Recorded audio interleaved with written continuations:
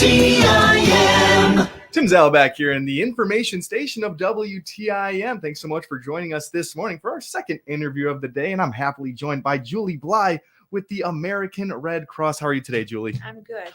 That is so good to hear. And I'm looking at a whole list of blood drives coming up and so many things to talk about. It's such a great endeavor here. Before we get into all of that, our stream today is brought to you by People's Bank and Trust in Taylorville. So Julie, let's get right into it. Let's talk about the ways to give. First and foremost, if I'm looking to give blood, where can I go? Who do I need to see? One of the ways is to have the blood donor app, and that you can sign up online through that. For local drives, you can put in your zip code and it will pop up all the drives in that area. The other way is through supporting the local Red Cross chapter. We don't necessarily have chapters in each town anymore, but I'm that representative for 5 counties. So anyone can reach out to me either by email or by phone.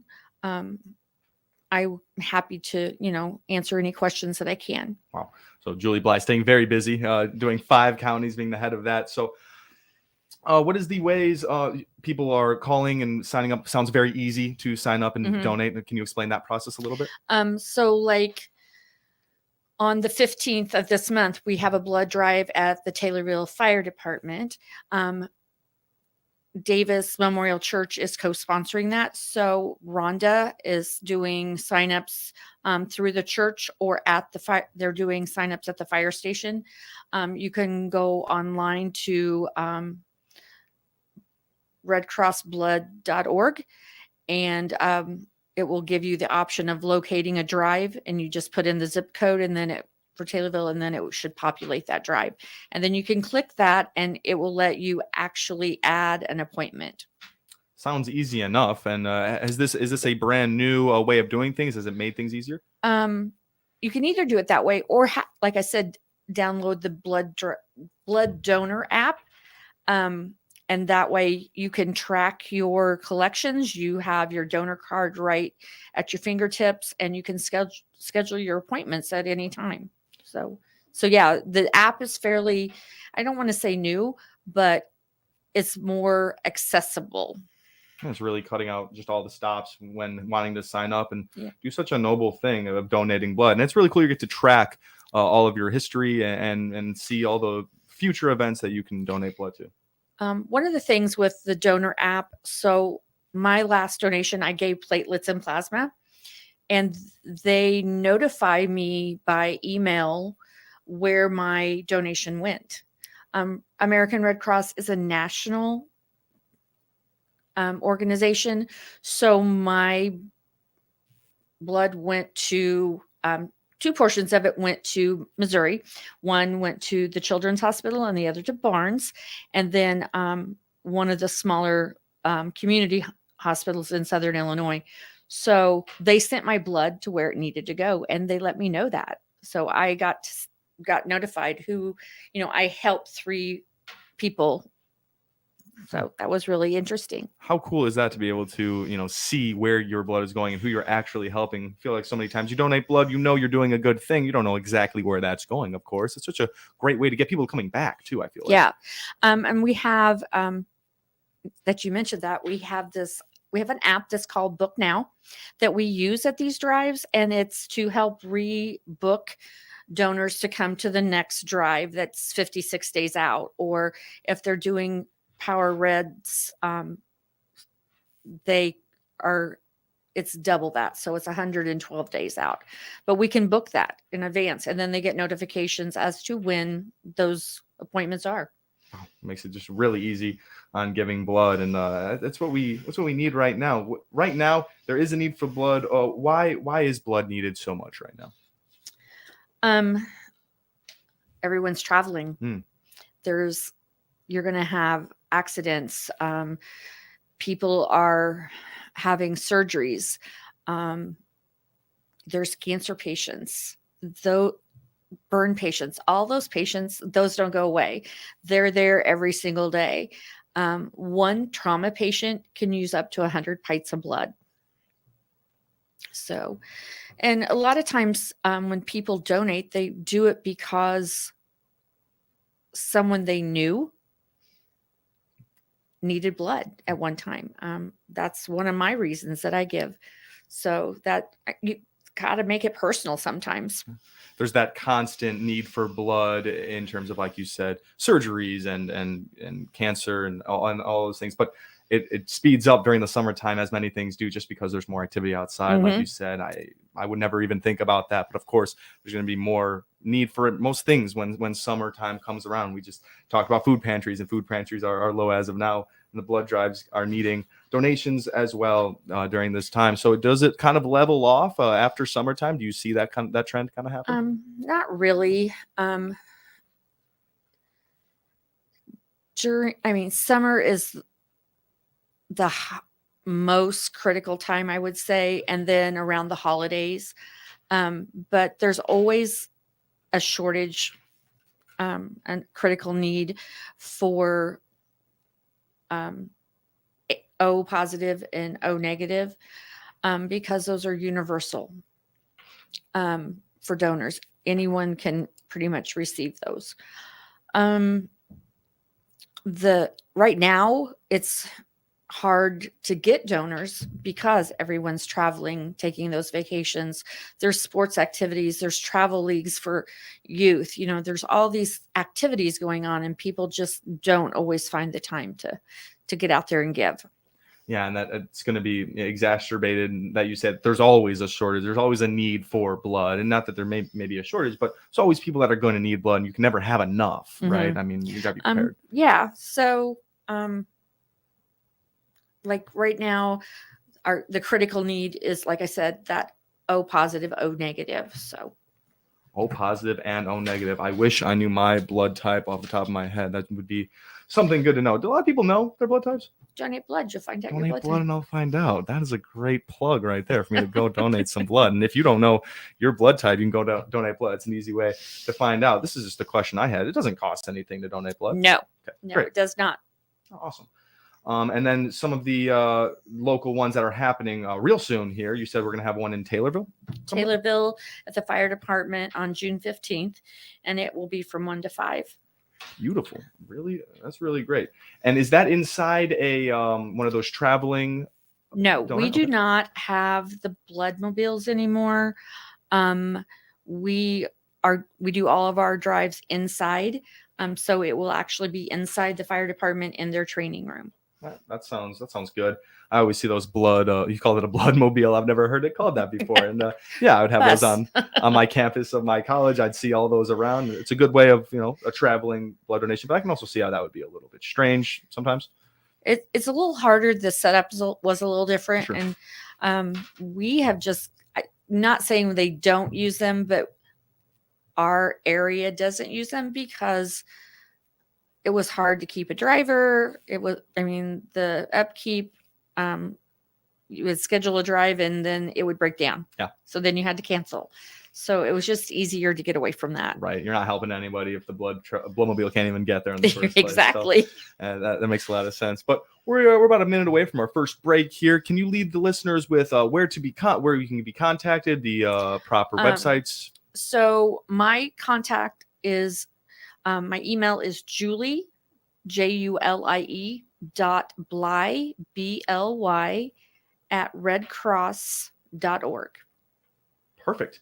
Now we heard that. That'll be published later on the Taylorville Daily News Story, so you won't miss any of the Red Cross blood donation services that are always happening. We're going to take our first little break here on the WTIM Morning Show. We'll be right back here with Julie Bly from the American Red Cross talking about blood donation and everything that comes with it. We'll be right back.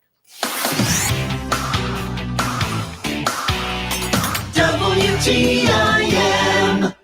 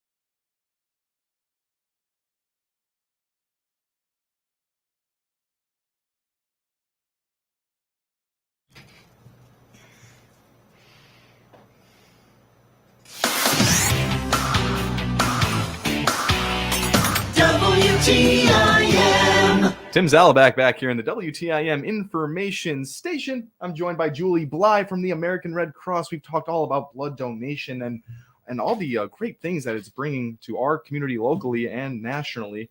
But we're going to keep going right into this one.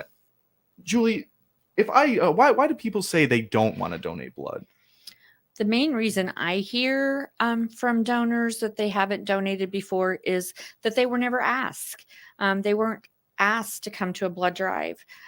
So, if you're hosting or sponsoring a blood drive or even volunteering to work in the blood drive, ask people, ask your neighbors, ask people from church, ask your family, because asking people to come will get them there.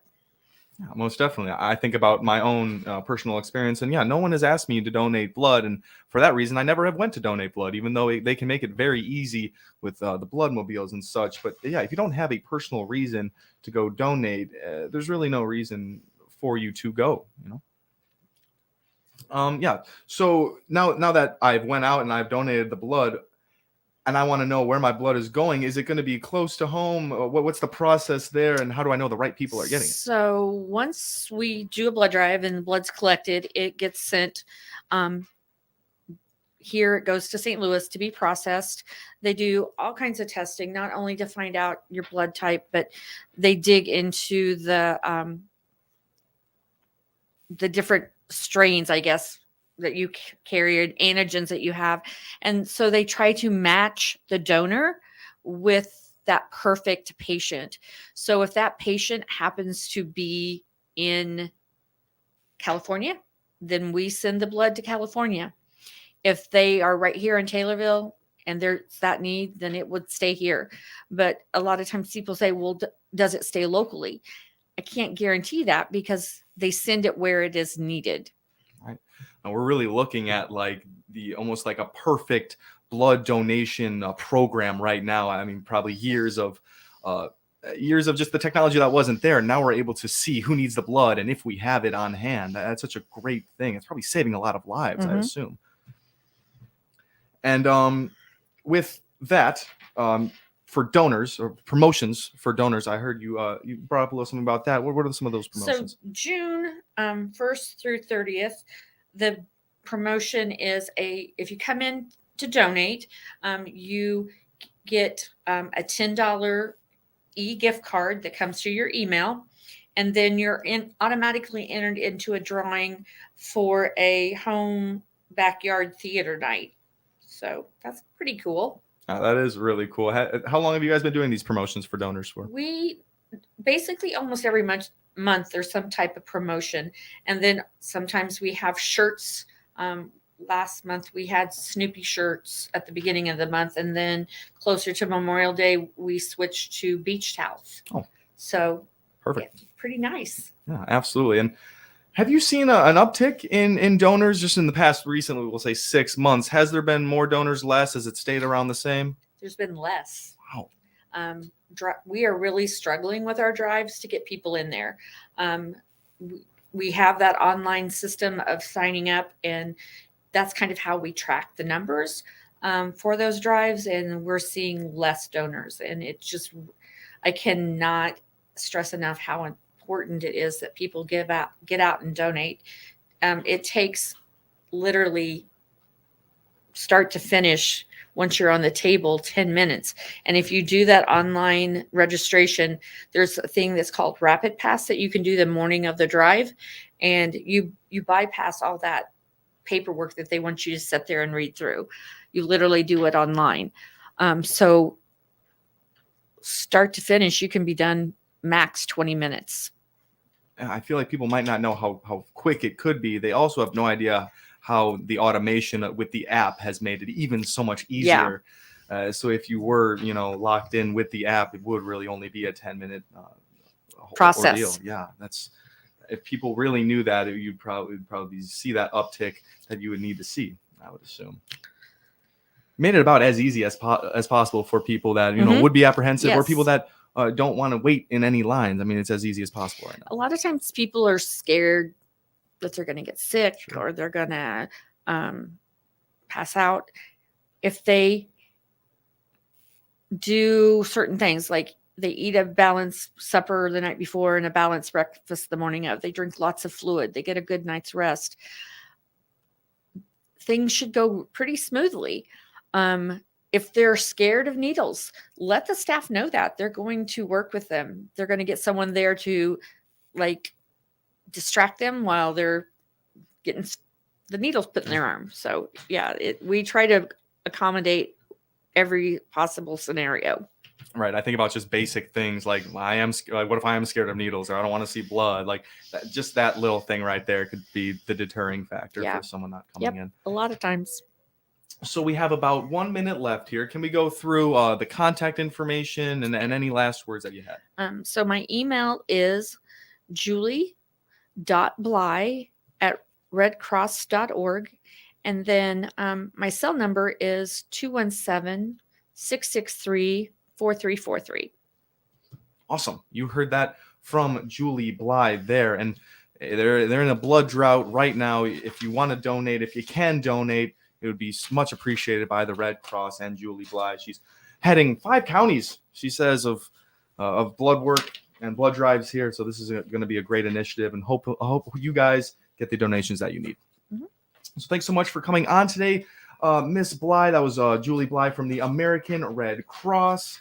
This stream was brought to you by Cities Bank and Trust here in Taylorville. Thank you so much for listening to this second interview on the WTIM information station. My name is Tim Zalabak. We'll be right back with a little bit more only here on WTIM, your information station.